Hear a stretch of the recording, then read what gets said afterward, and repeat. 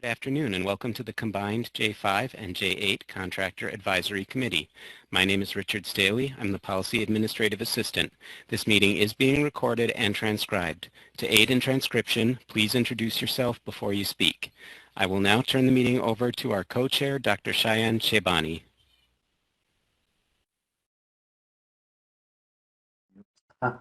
Good afternoon, everyone. My name is Shayan Shebani, and I am the co-chair for the J5 Contractor Advisory Committee from Iowa, and I'd like to welcome you to the combined J5, J8 Medicare Contractor Advisory Committee meeting today.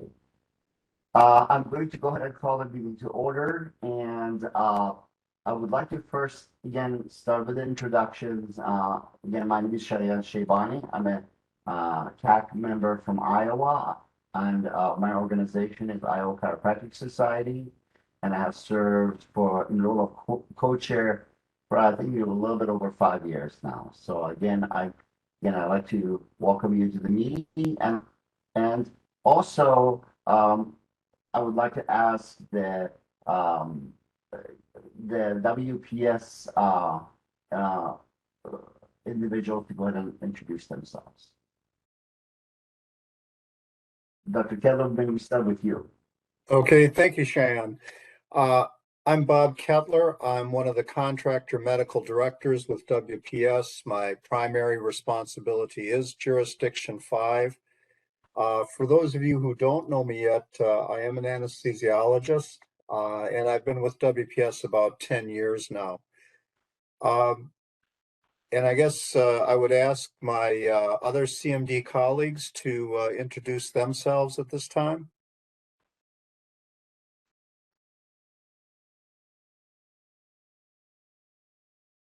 This is Barry White. Can you hear me okay, Bob? Yes, I can, Barry. Okay, great. I'm, as I say, another CMD. I've received my MD degree from the University of Mississippi, where I did my medical training, residency, and pulmonary fellowship. I have a master's degree in healthcare administration from the University of Alabama, Birmingham. I'm boarded in internal medicine, pulmonary medicine, and additional boards in quality assurance and utilization review physicians. I was in private practice for pulmonary and critical care and sleep consultation for 37 years in the Jackson, Mississippi area, with 11 of those being in conjunction as a Part A CMD contractor. I retired private practice 7 years ago to become a full-time ABMAC CMD, author of numerous LTDs and articles over the years. Thank you.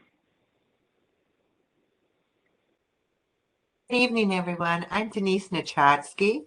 I'm a CMD also for WPS, predominantly as a J8 CMD. I joined WPS since August 2020. I attended the Medical College of Wisconsin for medical school and an internal medicine residency program, and subsequently Dartmouth for my cardiology fellowship training. My clinical experience has been in both academic and private practice, with specialty training in invasive cardiology, nuclear cardiology, cardiac CT, and advanced training in echocardiography. My healthcare industry experience is approximately 10 years prior to joining WPS as a medical director, also as a director of appeals or at the administrative law judge level from the beneficiary or provider side before I joined WPS in 2020. Thank you. Dr. Shebani, if you don't mind, maybe what we could do now is proceed to the LCDs, and we'll introduce the rest of the WPS staff after that, just out of respect to the public's time so that we can get to their part of the meeting. Absolutely. I also would like to let everybody know that the attendance is being taken electronically, so there's no need for that process. I'd like to next move to draft local coverage determination or evidence of discussion for LCD development. I'd like to turn the meeting to Dr. Ketler. Thank you. We have 8 LCDs to take comment on this evening. All of the LCDs that are up for comment are the responsibility of Dr. Weitz, who, as you heard, is on the call. And the comment periods for all of these LCDs are open until July 9th. Now, just a couple of things, and by way of background to the LCDs, the Moldex group has decided to develop basically foundation LCDs and then take LCDs that have information relevant to that and fold those into the foundation LCDs. As a consequence, we're retiring a number of our Moldex LCDs. So basically, the foundational LCD is kind of like a framework, and then different components are added on to it, and that would be some of the current LCDs that we have. We do have 4 LCDs that fit into that category. They are DL36793, DL36813, DL37224, and DL37005, and I'll go into those individually. Now, we have received clarification from CMS that LCDs that are being retired have to go through the same process, same comment process as new LCDs and reconsidered LCDs. And so those 4 LCDs that I just mentioned will be in the comment process. And there are 2 more LCDs, DL37013 and DL37770, that are being retired. And so these 6 LCDs are then before the CAC for comment. I'm going to proceed in a little different order than what they are on the agenda, just because I'm going to try and group them into this category that I have mentioned. And then after we do the retired LCDs, there is 1 new LCD, DL39356, and then 1 LCD that is up for reconsideration, DL34641. So proceeding to the first one, DL36793. This is Moldex genetic testing for Lynch syndrome. This LCD established coverage criteria and a stepwise procedure to follow in providing genetic testing for Lynch syndrome. The information in this LCD has been moved into LCD L39040, so WPS would like to retire this LCD. And at this point, then, we would take comment on LCD, draft LCD DL36793.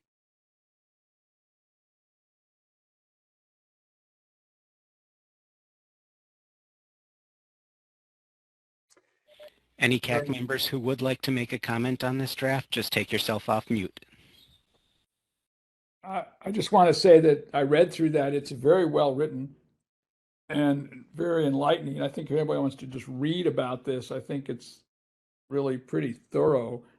I don't have any, as long as it's being moved, it's not being retired, it's just being moved into the other LCD. Is that correct? Barry, I believe that's correct, isn't it?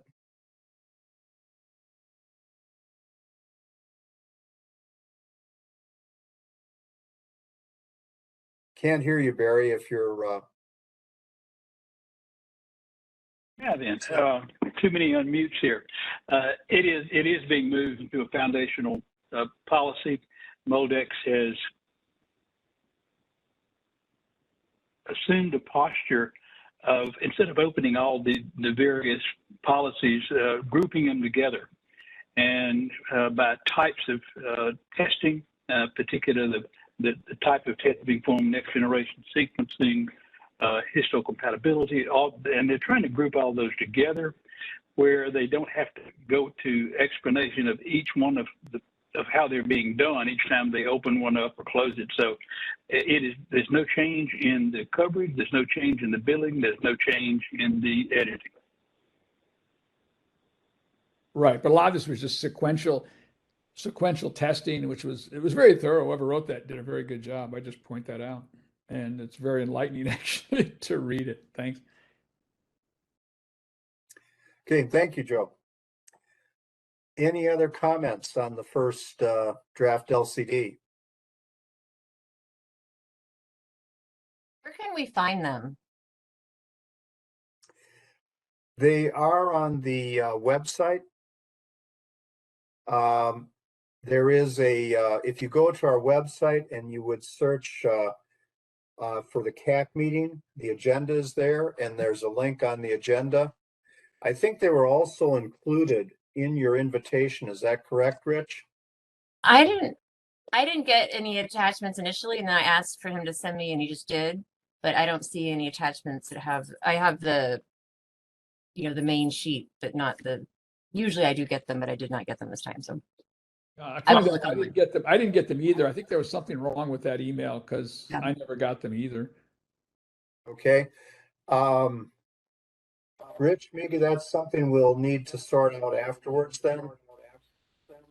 One of the issues, we were running into problems when we send multiple attachments on emails, and that firewalls were catching them, and they were seeing multiple attachments on emails and multiple recipients and blocking it out into people's spam and trash folders. So we do not actually attach the draft LCDs as PDFs to the emails. We direct people to the Medicare coverage database, and I apologize for that. What I can do is I will get the link to that database and I will send it in the chat here, and then I will put it in the post-CAC email. Thank you. Thank you, Rich. Any other comments on the first one then? Hearing none, the second one then is DL 36813, Moldex, BRCA1 and BRCA2 genetic testing. This policy establishes coverage criteria for BRCA1 and BRCA2 genes in patients suspected of having hereditary breast or ovarian cancer syndromes. Again, because this information has been incorporated into LCD L39040, WPS would like to retire this policy. Are there any comments on this LCD?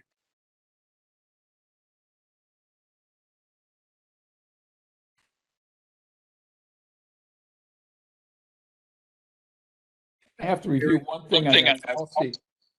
And I have to go back and look. I just want to make sure that BRCA1, BRCA1 and 2 testing should be indicated on metastatic breast cancer. Is that the case? Did I see that, or did I read that correctly? If you have, actually, is a personal history of metastatic breast cancer, is it covered?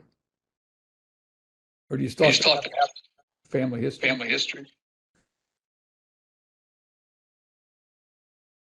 I'm not sure. I heard everything there, but I think that is it a personal history? I guess I have to look. If you don't know, I'll have to look at that then.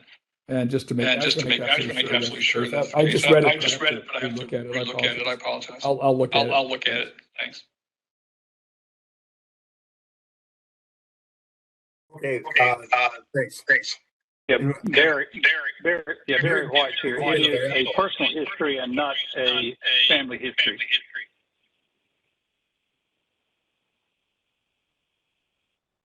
Rich, do people have to stay on mute if they're not talking so that we don't have the echo? Yes, the echo comes if someone isn't wearing a headset, usually if they're talking, and then the phone is picking up what's coming out of their computer. So yeah, if you're not speaking, try to put yourself on mute, please. Thank you, Rich. Seeing that there's no comment on that one, then we'll move on to the next one. This is DL 37224, Moldex, APC, and MUTYH gene testing. And this LCD establishes coverage criteria for adenomatous polyposis coli, or APC, and MUTYH gene testing. Again, because this information has been incorporated into L39090, WPS would like to retire this policy. Is there any comment?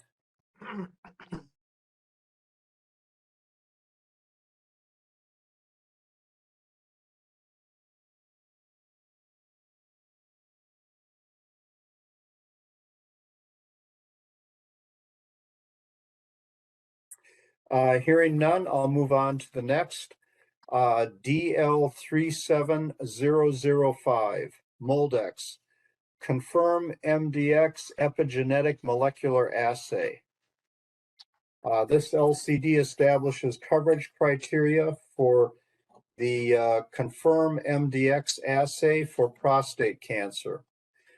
The goal of providing the test is to reduce unnecessary repeat prostate biopsies. And again, because this information has been incorporated into another LCD, in this case, L39042, WPS would like to retire this LCD. Is there any comment?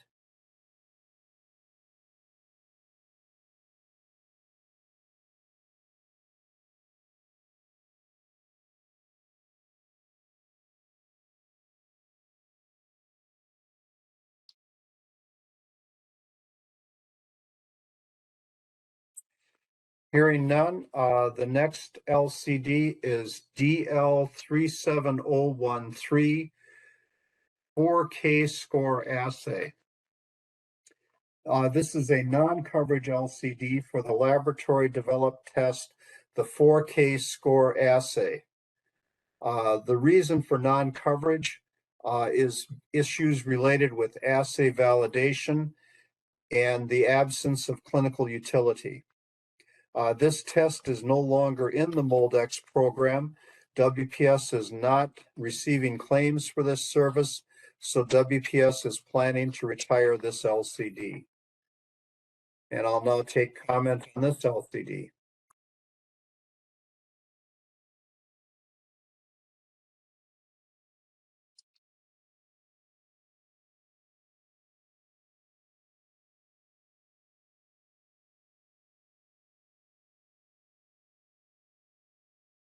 Hearing none, the next LCD is DL37770, Moldex Chorus CAD assay. This is a non-coverage LCD for the Chorus CAD assay. The reason for non-coverage is the lack of clinical utility. This test is no longer in production, so WPS is planning to retire it. Is there any comment on this LCD?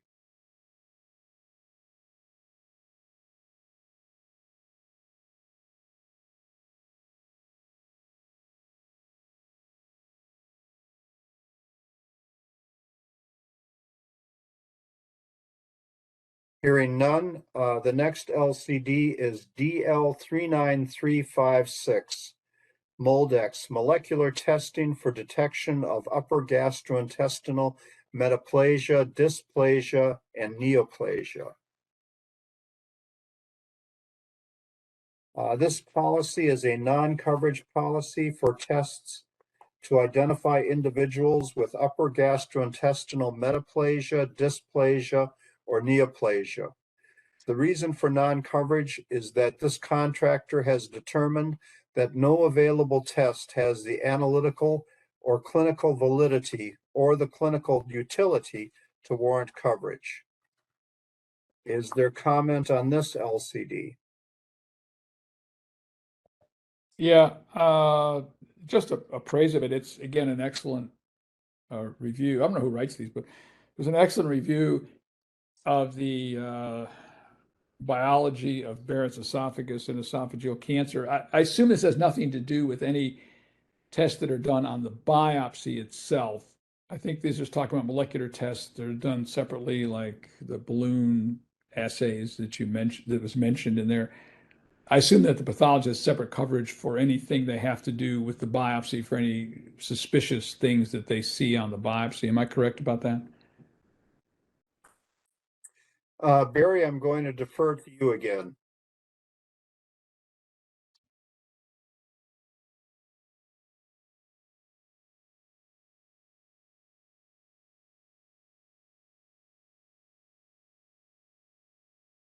Barry, are you on mute?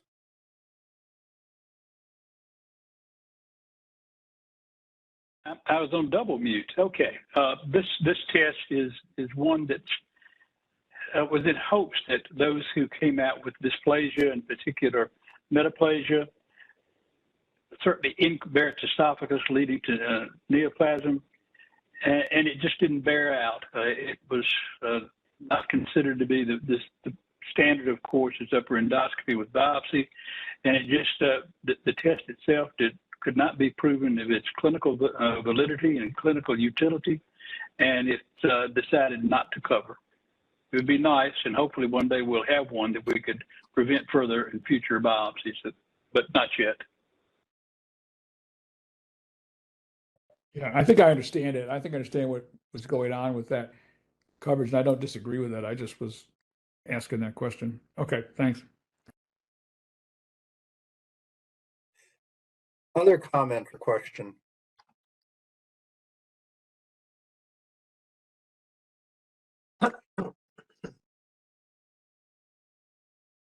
Is someone wishing to make a comment?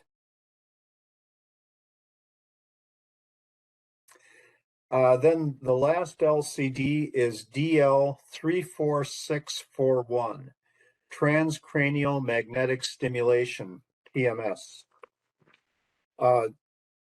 This is an existing policy, and we received a reconsideration request on this. The purpose of the request was to add obsessive compulsive disorder as a covered diagnosis. This draft LCD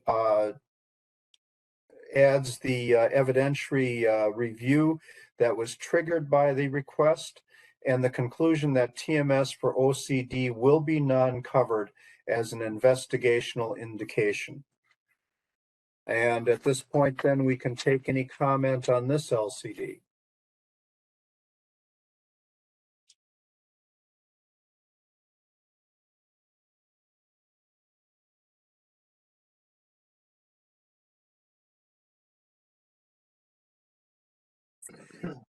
Hearing none. Oh, I'm sorry. Was someone about to speak?